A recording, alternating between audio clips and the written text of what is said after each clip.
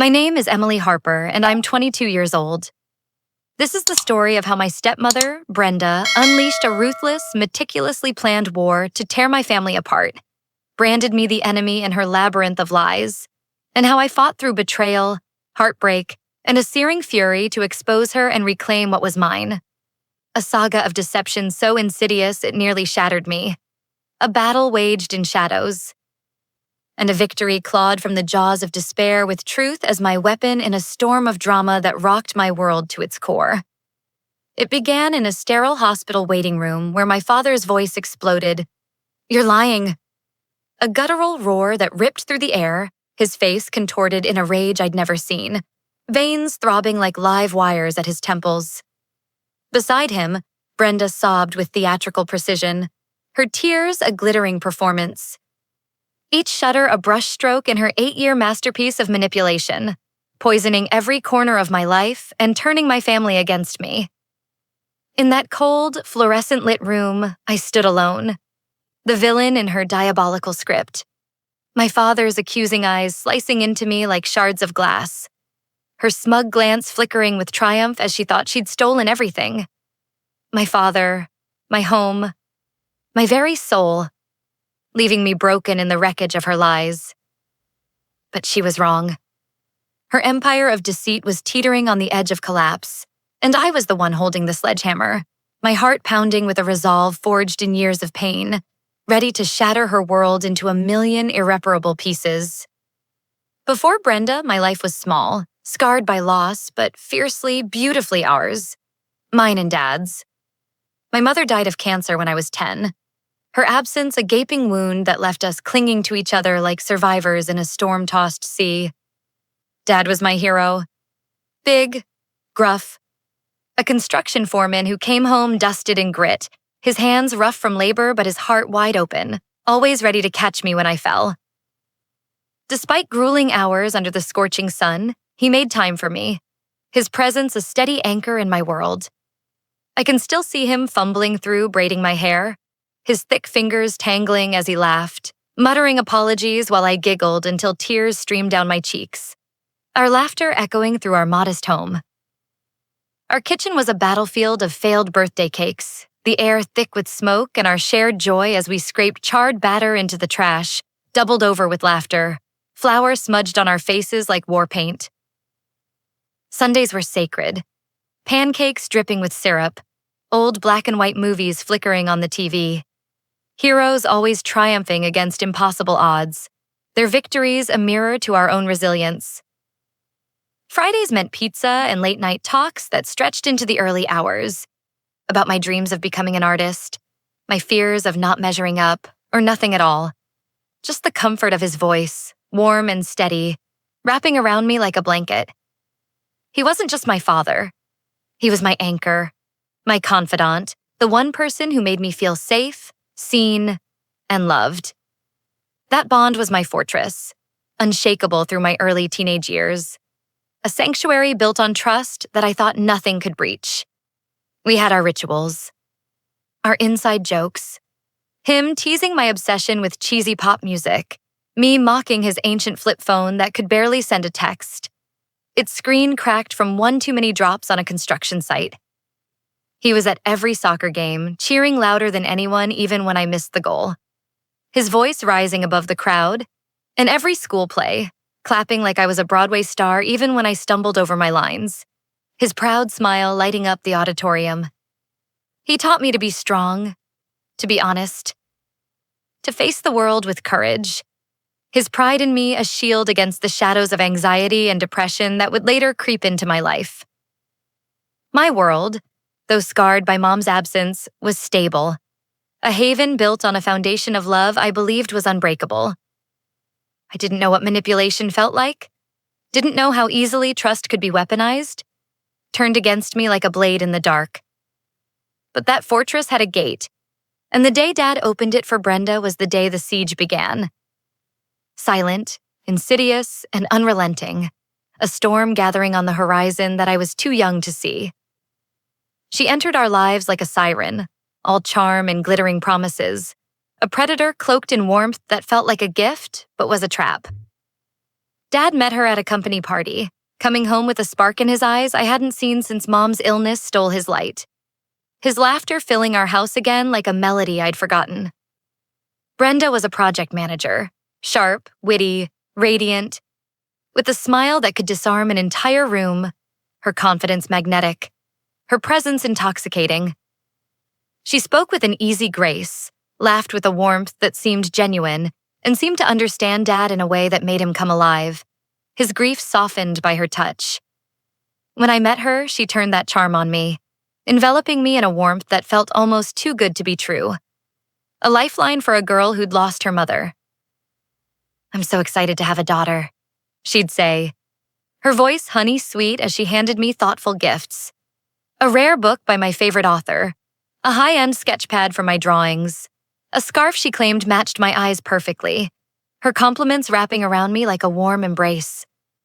She praised my grades, my art, even my thrift store fashion sense, making me feel like the center of her world, like I was special, wanted, seen. She cooked gourmet meals, transforming our worn but cozy home into something sleek and modern, erasing the scuffs and stains of our old life with polished countertops, framed art, and vases filled with fresh flowers. She spoke of Mom with reverence, quoting her favorite poems as if she'd known her words disarming me completely, melting the walls I'd built around my heart. I was 16, desperate for a mother figure, and I fell for it. Hook, line, and sinker, my heart open and vulnerable, blind to the danger lurking beneath her perfect facade. We all did. Dad, me, even our neighbors, who called her a blessing, a savior for a broken family. But beneath that facade, cracks were forming, faint tremors of an earthquake waiting to erupt, a darkness I couldn't yet see. Her campaign began with small, calculated strikes, each one a needle piercing my trust, so subtle I barely noticed at first, like poison slipped into a glass of wine. She'd forget the anniversary of Mom's death, booking a romantic getaway for her and Dad on the day we always spent in quiet remembrance, lighting a candle for Mom and sharing stories of her warmth, her laugh, her love that still lingered in our hearts. When I protested, my voice shaking with hurt, tears stinging my eyes, Brenda's tears came on cue, her face crumpling like a wounded doe, her body trembling with feigned anguish. "I just wanted to make him happy," she'd sob, clinging to Dad as if I'd struck her voice quivering with practiced sorrow. He'd rush to her side, his arm around her, his eyes flicking to me with disappointment, heavy with unspoken judgment, as if I were the one tearing us apart. "Emily, don't make a scene," he'd say, his voice low but firm, cutting me deeper than any shout could, each word a betrayal that chipped at our bond. I stood there, painted as the ungrateful brat, my grief dismissed as selfishness, my pain twisted into an attack on her, my heart breaking under the weight of their united front. She became his gatekeeper, intercepting my calls with a breezy, "He's napping, poor thing. He's been so stressed." Her voice dripping with false concern, ensuring my messages never reached him, her control tightening like a noose.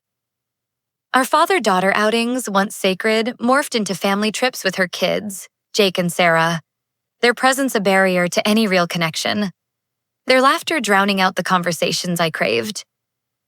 "I thought it'd be more fun with everyone," Brenda would chirp, her smile bright but her eyes cold, calculating, watching my every reaction like a hawk circling prey.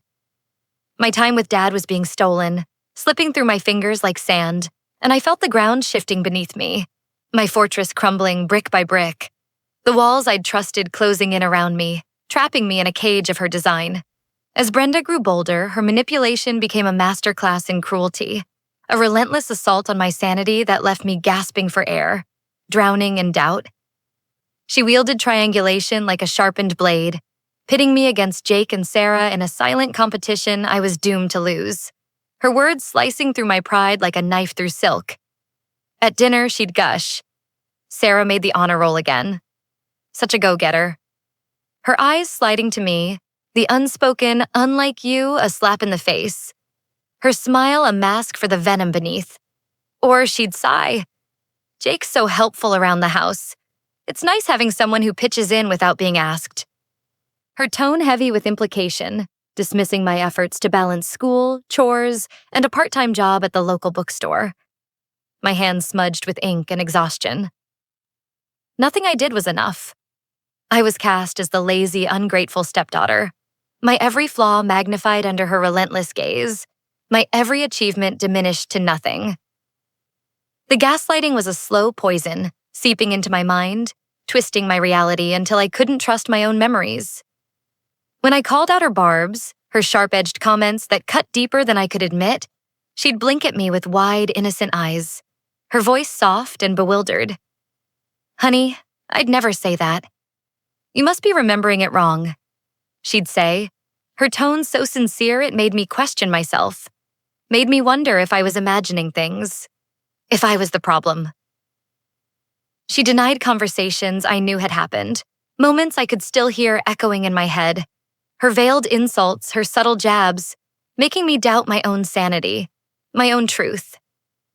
Was I too sensitive? Was I losing my mind? My grades, once a source of pride, began to slip. My focus eroded by the constant doubt, the endless second-guessing that consumed me. Anxiety crept in, a shadow that clung to me, tightening my chest, clouding my thoughts, waking me in the night with a racing heart and a sense of dread I couldn't shake, a fear that I was unraveling, that I was nothing. The worst blow came on my 17th birthday, a betrayal so sharp it still burns, a wound that throbs with every memory, a moment that shattered the last remnants of my trust. Dad and I had spent months planning to buy my first car, a used sedan we'd found online, a symbol of our bond, my step toward independence, a promise we'd made together over late-night pizza and laughter. I'd saved every penny from my part-time job at the bookstore, counting coins, skipping lunches, pouring my heart into that dream, my hands trembling with excitement as I added to my savings jar. Dad had promised to match my savings, his eyes shining with pride as we scrolled through listings together, laughing about the clunkers we'd never buy, dreaming of the day I'd drive off with him waving proudly. But when Jake, Brenda's golden boy, crashed his car, his fault, texting and driving like the reckless fool he was, Brenda went into full crisis mode, her voice trembling with feigned panic, her eyes wide with crocodile tears that fooled everyone but me. While I was at work, ringing up coffee-stained paperbacks, my hands smudged with ink and my mind on the car we'd chosen, she and Dad went to a dealership. They used my savings, every cent I'd scraped together, every skipped meal, every late-night shift, plus a massive chunk of Dad's money to buy Jake a brand new SUV, sleek and gleaming, worth 3 times the modest car we'd planned for me, its polished surface a mockery of my sacrifice, a monument to Brenda's control. I came home to find Jake lounging in the driveway, tossing the keys in his hand, a smug grin plastered on his face like he'd won some unspoken victory, his entitlement a knife in my gut. My stomach dropped, a sickening lurch like falling from a cliff. My heart pounding as I realized what had happened. I confronted Dad, my voice trembling with betrayal, tears burning my eyes as I stood in the living room, my fists clenched, my body shaking with a fury I couldn't contain. "You promised me. That was my money. How could you do this to me?" I shouted, my voice cracking, the pain raw and exposed, a wound laid bare. Brenda stepped between us, her face a mask of sorrow, her voice dripping with false empathy that made my skin crawl. Her performance flawless. "Jake needed it for his internship, sweetheart," she said, her tone soft but laced with steel. "It's about his future. You'll get your car later. Don't be selfish." Her words sharpened, a blade beneath the velvet, cutting through my defenses, and then the tears came, a flood of crocodile tears that turned the room in her favor. "All I do is hold this family together, and you attack me," she wailed, her voice rising to a dramatic crescendo. Her hands clutching her chest as if I'd stabbed her. Dad, swayed by her Oscar-worthy act, turned on me, his face hard, his eyes cold with a disappointment that broke my heart. "You're being dramatic, Emily," he snapped, his voice like a whip, each word a lash that tore at my soul. It was an emergency. Stop making everything about you. I stood there, stunned, as the weight of his choice crashed over me like a tidal wave, drowning me in grief. Betrayal, a physical ache that made it hard to breathe. I wasn't just grieving a car. I was grieving the father who'd once been my shield, my champion, the man who'd promised to always have my back. Now lost to her lies, his love turned against me. That night, I locked myself in my room, tears soaking my pillow, my sobs muffled so no one would hear, my heart breaking as I realized he'd chosen her over me. The bond we'd built reduced to ashes in a single moment. The betrayal was a wound that throbbed with every heartbeat, a scar I'd carry forever, a pain that changed me, hardening me, fueling a resolve I didn't know I had. The years that followed were a descent into a personal hell, each day a battle to keep my head above water in a house that felt like a prison. Brenda's grip tightening like a vice, her manipulations growing more brazen, more vicious, a relentless campaign to erase me from my own family. She'd misplaced things that mattered. My mother's recipe book, filled with her handwritten notes in looping cursive, a piece of her soul. A scarf she'd knitted during her chemo treatments, soft and frayed but priceless to me, only for them to reappear weeks later with a breezy, "Oh, it was just under the couch." Her voice was all innocence, but her eyes glinted with malice, a predator toying with her prey. She'd criticize my choices in front of Dad, her voice dripping with concern that barely masked her disdain, her words calculated to undermine me. "I just worry about Emily's future. She's so unfocused," she'd say. Her lips pursed as if she cared, her tone a jab at my dreams of becoming an artist, my sketches dismissed as doodles in her condescending drawl. Each attack chipped away at my confidence, my sense of self, leaving me raw and exposed, a shadow of the girl I'd been. I started avoiding family dinners, retreating to my room with headphones to drown out her voice, her presence, her poison, the constant hum of her manipulation, a weight I couldn't escape. My anxiety morphed into something darker, a constant dread that made my chest tight, my thoughts spiraling into endless loops of self-doubt, waking me in the night with a racing heart and a scream I couldn't let out. A fear that I was unraveling, that I was nothing, that I was losing myself to her. After high school, I fled, desperate to escape the suffocating weight of Brenda's influence, the toxic air of a home that had become a battlefield, its walls closing in with every step I took. I enrolled in community college, majoring in graphic design, clinging to my passion for art as a lifeline, a way to keep my mother's memory alive through the sketches she'd always loved. Her voice in my head urging me to keep going.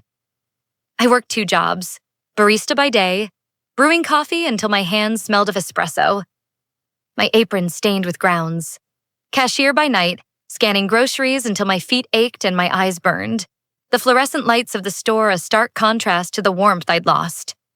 I moved into a cramped studio apartment with peeling paint, a leaky faucet, and a mattress on the floor. But it was mine, a sanctuary free from her shadow, a place where I could breathe, even if just barely. Calls with Dad were rare, strained, with Brenda often lurking on speakerphone, her voice a constant intrusion, cutting into our conversations like a knife. "Oh, Emily, you sound exhausted. Are you sure you're managing?" she'd say, her tone laced with false concern that made my skin crawl. Her words a reminder of her control, a taunt that kept me on edge. Every conversation was a minefield, every word a potential trap, and I learned to keep my answers short, my heart guarded, my trust locked away.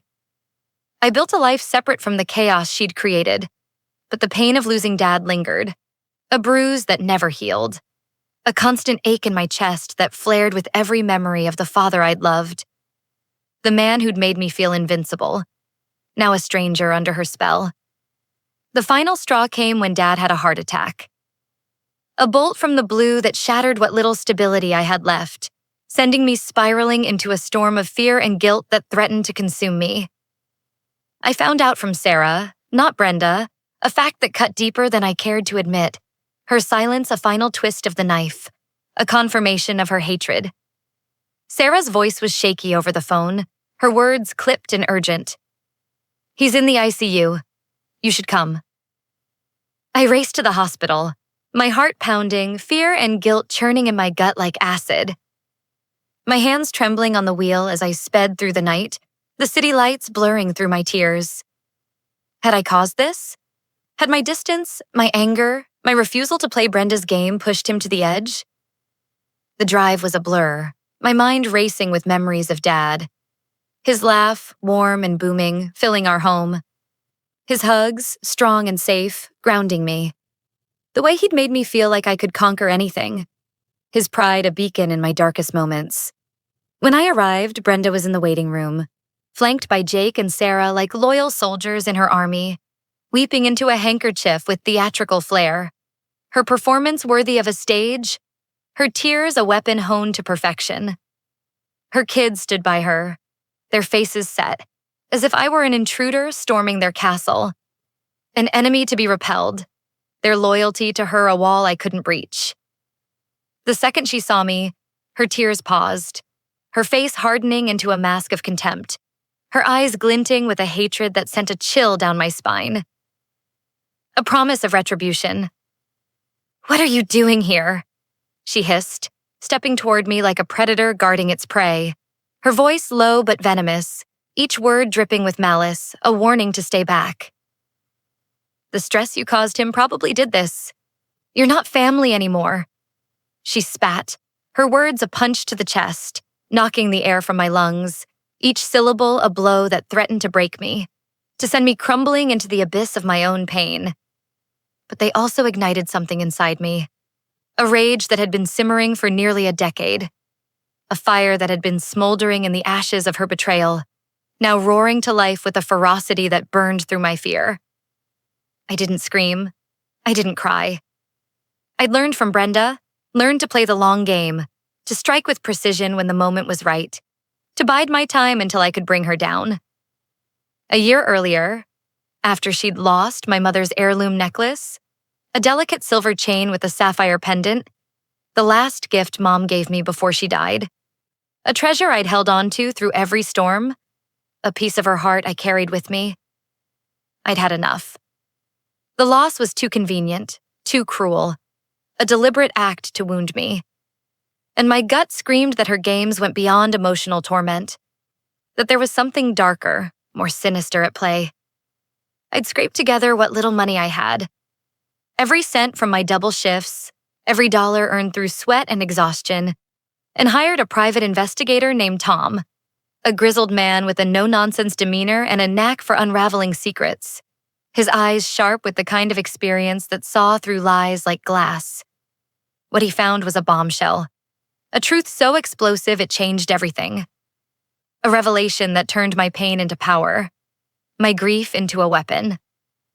Brenda had been stealing from Dad's construction business for years, siphoning thousands into an offshore account in her maiden name, a hidden fortune growing in the shadows of the Cayman Islands. She was meticulous, funneling small amounts at a time, $500 here, $1,000 there. To avoid suspicion, her transactions cloaked in the chaos of Dad's business ledgers. But Tom traced them, piecing together a trail of greed that stretched back to the day she'd entered our lives. He dug deeper, uncovering a pattern that sent chills down my spine. She'd done this before. In a previous marriage that ended with her ex-husband bankrupt, his life in ruins, his savings drained while she walked away heartbroken, her pockets lined with his money, her tears a mask for her greed. But that wasn't the only secret Tom uncovered. And here was the first twist that turned my world upside down. Brenda wasn't just a thief. She was a master con artist with a history that ran deeper and darker than I could have imagined. Tom found records of another identity, a name she'd used in a different state years before. A woman named Elizabeth Carver, who'd vanished after a similar scheme, leaving behind a trail of broken families and empty bank accounts. Brenda wasn't just playing a long game with us. She was a chameleon, slipping into lives, draining them dry, and disappearing into the night, her past a ghost that haunted every step she took. And there was more. Jake, Her golden boy wasn't just a reckless teenager with a gambling problem. His debts, tens of thousands owed to dangerous bookies in Vegas and Atlantic City, weren't just a personal failing.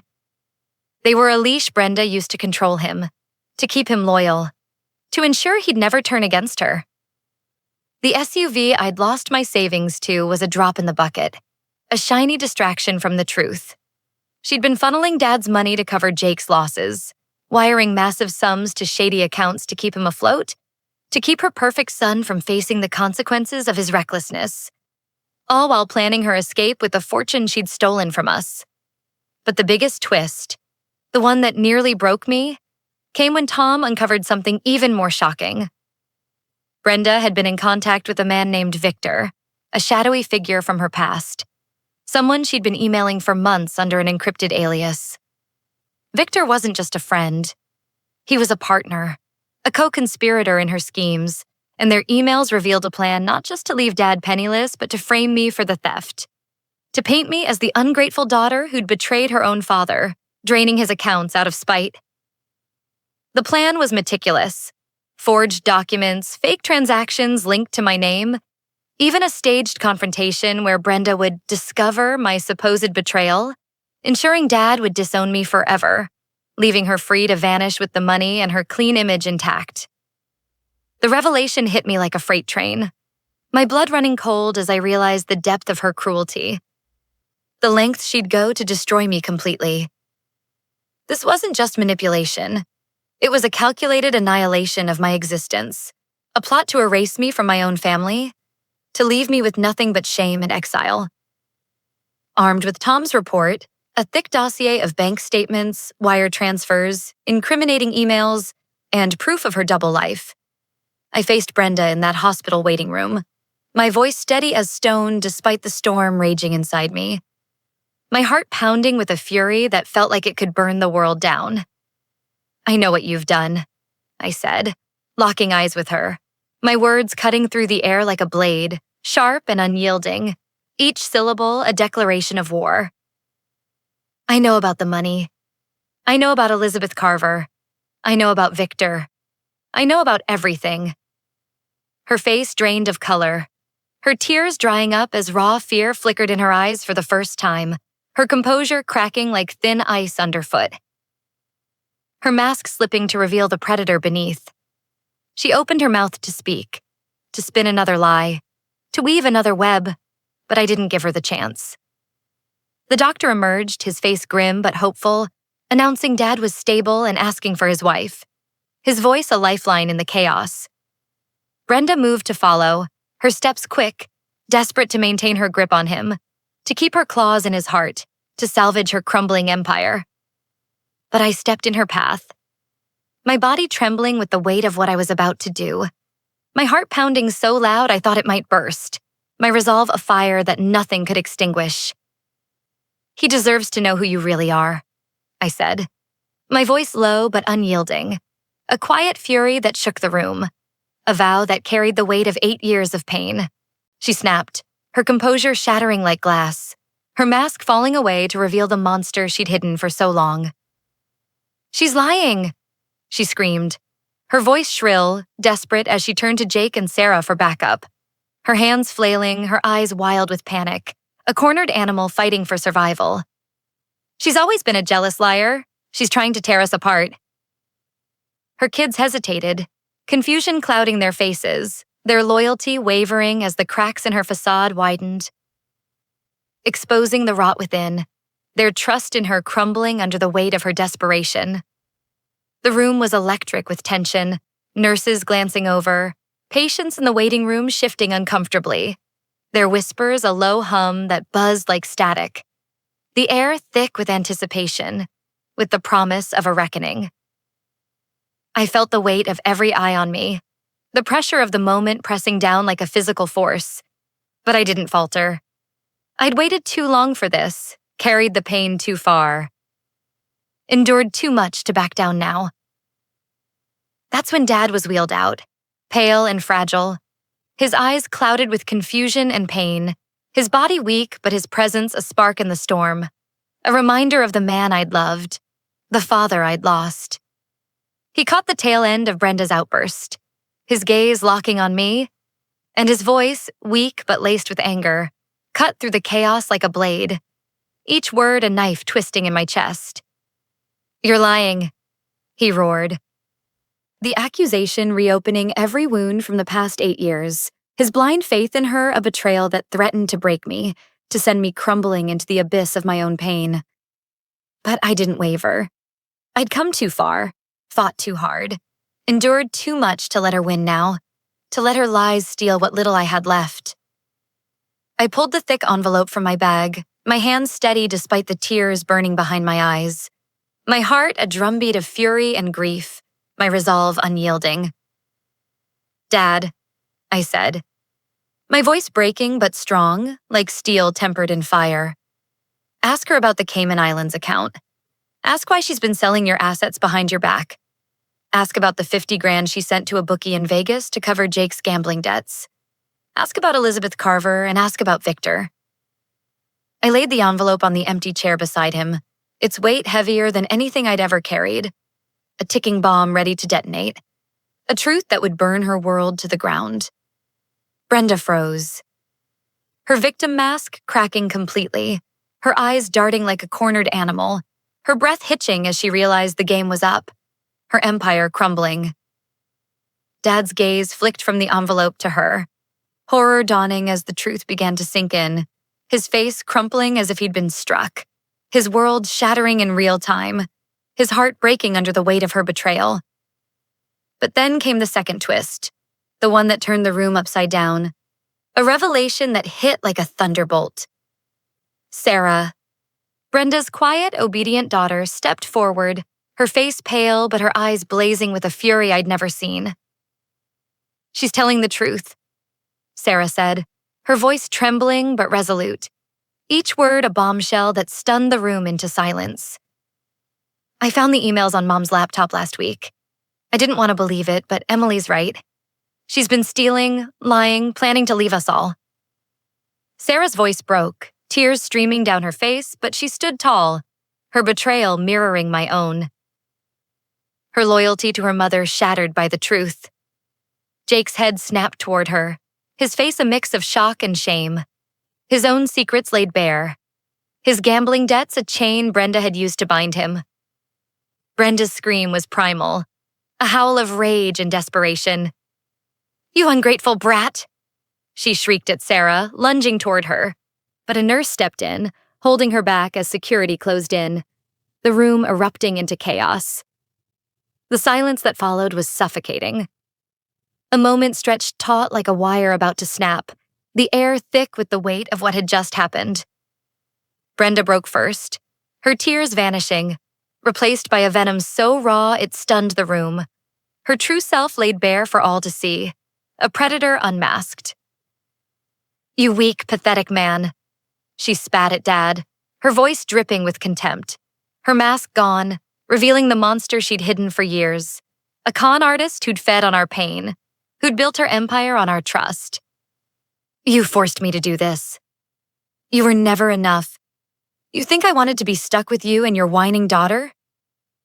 Her words were a venomous torrent, each one a lash, a betrayal that cut deeper than any knife, a confession that stripped her bare. Jake and Sarah stood stunned, their jaws slack, their perfect mother unraveling before their eyes, her words a betrayal they couldn't unhear, a truth they couldn't escape. Dad, trembling, his face gray with shock, pointed a shaky finger toward the exit. His voice barely a whisper but heavy with finality, a command that carried the weight of his shattered heart. "Get out," he said, the words ringing with a fury that shook the room, a quiet rage that ended her reign. Security arrived, and Brenda's screams echoed through the hospital as they dragged her away, her empire of lies collapsing in real time, her carefully constructed world reduced to ash, her reign of terror over at last. The aftermath was a war zone, a brutal unraveling of everything we'd known, a storm of chaos and reckoning that left no one untouched. The divorce was a bloodbath, a tangle of lawyers, accusations, and courtroom showdowns that played out like a high-stakes drama, each hearing a battle in a war that had been brewing for years. Brenda fought like a caged animal, hurling insults and lies, spinning new webs of deceit even as the truth closed in around her. Her desperation palpable. Her composure a distant memory. But my evidence, combined with Sarah's testimony, was ironclad. Bank statements, wire transfers, emails between Brenda and Victor, proof of her double life as Elizabeth Carver, a trail of deceit that stretched across states and years, a legacy of broken lives. The judge's gavel fell like a guillotine, and Brenda got nothing. Not a cent of Dad's money, not even the house she'd redecorated to erase every trace of Mom. Its polished countertops and framed art now just relics of her failed scheme. A monument to her greed. She faced embezzlement charges, her name splashed across local news as the con artist who'd preyed on a grieving widower. Her facade exposed to the world, her legacy one of shame and ruin. Jake and Sarah cut contact with her, grappling with their own betrayal as they realized the mother they'd idolized had used them as pawns. Their loyalty built on a foundation of lies that crumbled under the weight of truth. Jake, shamefaced, admitted his gambling had spiraled out of control, his debts a secret Brenda had weaponized to control him, a truth that left him broken and humbled, his arrogance stripped away. Sarah, quieter but no less shaken, became an unexpected ally. Her apology to me and a tearful phone call a bridge between us. Her voice heavy with regret for believing her mother's lies, for standing by while I was cast out. Her own pain a mirror to mine. But there was one final twist, one last shock that rocked me to my core, a revelation that came weeks after the hospital confrontation, when Tom called with new information he'd uncovered in Brenda's digital trail. The necklace, my mother's sapphire pendant, the one Brenda had lost, hadn't been misplaced at all. Tom found evidence that Brenda had pawned it, sold it to a shady dealer for a fraction of its worth, not for money, but as a deliberate act to hurt me, to sever my last tangible connection to Mom, to break me in a way her words never could. The revelation was a gut punch, a fresh wave of grief and rage that sent me reeling, but it also fueled my determination. With Tom's help, I tracked down the dealer, a greasy man in a dimly lit shop who tried to lie his way out of it, but I was relentless, my voice steady, my eyes burning with a fire that made him flinch. I got the necklace back, holding it in my hands, the sapphire glinting like a piece of my mother's soul. A symbol of everything I'd fought for, everything I'd refused to let Brenda take. It was a small victory, but it was mine. A piece of my heart reclaimed from her grasp. Dad's recovery was agonizing, not just from the heart attack, but from the shattering of his world, the collapse of the life he'd built on Brenda's promises, his trust in her a wound that bled anew with every revelation. He sobbed as he apologized, his voice raw with shame, his eyes haunted by the weight of his mistakes, his hands trembling as he reached for mine across the hospital bed, his touch a reminder of the father I'd loved. I was so desperate not to be alone, he admitted, tears streaming down his face, his voice breaking with every word, each one a plea for forgiveness. I believed her because it was easier than facing the truth. I failed you, Emily, and I'll never forgive myself. Seeing my hero so broken was unbearable, a pain sharper than Brenda's betrayal, a wound that cut to my core, tearing at the love I'd once held so fiercely. The little girl in me wanted to forgive him, to run to him like I had as a child, to erase the years of hurt and start over, to rebuild the fortress we'd lost.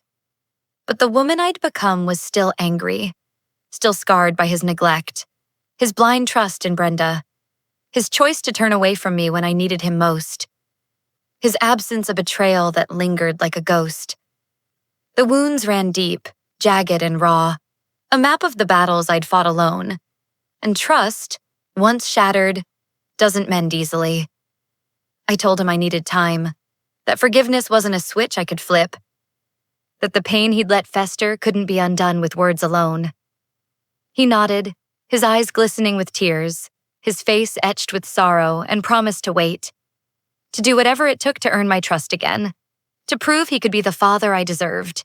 his voice a vow that carried the weight of his regret. 2 years later, we're rebuilding, step by cautious, painful step, navigating a landscape littered with the debris of our past, each moment a test of our fragile new bond. We meet for coffee in a quiet diner, our conversations tentative but honest, each word a fragile bridge over the chasm between us, each meeting a step toward something new, something real.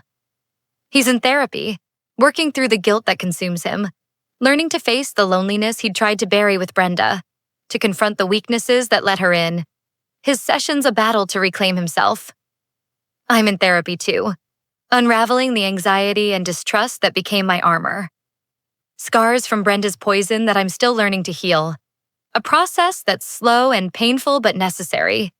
Each session a step toward understanding my pain, toward forgiving myself for the years I spent blaming myself. I've learned that even those meant to protect you can let monsters in when they're blinded by their own pain, their own fear, their own desperation. Dad wasn't a villain, but his weakness opened the door to one, and I paid the price. Bearing the weight of his choices in every scar on my heart, every sleepless night, every moment of doubt.